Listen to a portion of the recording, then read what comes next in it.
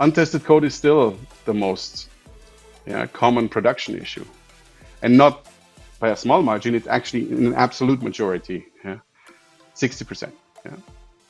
So we invest a lot, which means a lot of cost, obviously, and still there are quality issues. So how do we bridge that gap, and how do we make maybe, and there's a common saying that has been maybe slightly overused in the past, but how do we do more with less? How do we get more coverage while maybe reducing or at least keeping the cost the same?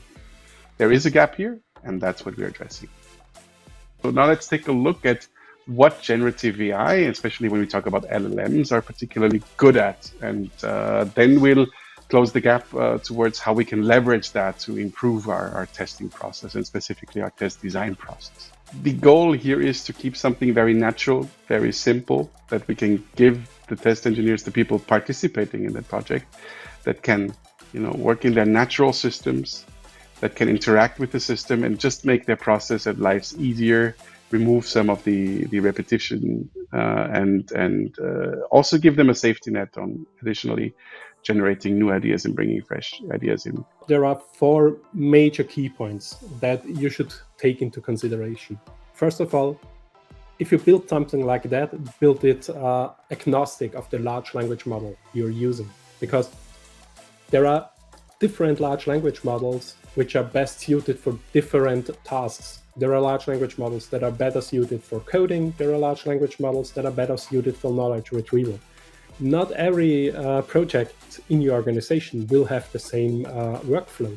So keep it open and flexible enough to adapt to different workflows and to make it future-proof, because maybe workflows will change. When you begin using large language models within your testing process, maybe workflows will transform over the next couple of years. So build an architecture that can adapt to those changes as well.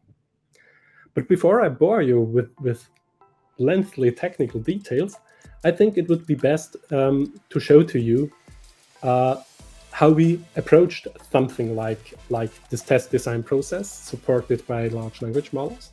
And to do so, I give you a short demo of our Quality Copilot prototype.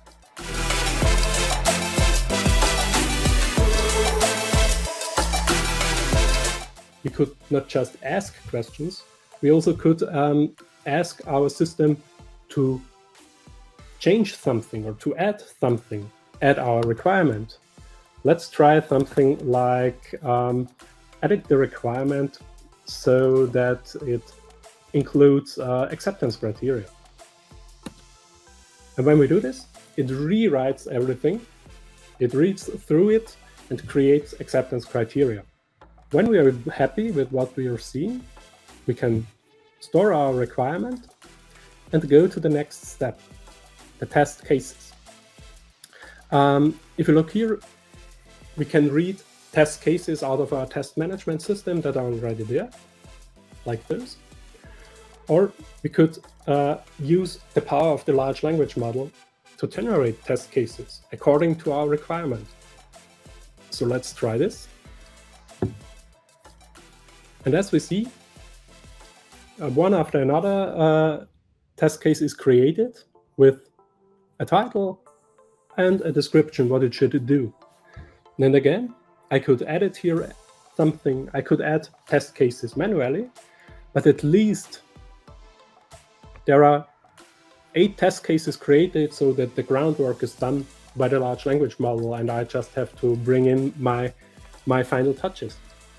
And we've played a lot with this in the last couple of weeks, in preparing this and getting the prototype ready. There's a bit of polishing still to be done, but it feels very, very natural. And that's the thing that I noticed most about it. It's not an additional tool that you have somewhere, or it's not a new features or just a button. It's actually something that helps you. So we saw this back and forth, in this case for test cases is really, really intuitive and usable. And I think the real power doesn't come only from having ChatGPT and chatting with it and asking it to do things, but also to have it really edit the things and the artifacts that you're working on in the systems that you're working on anyway.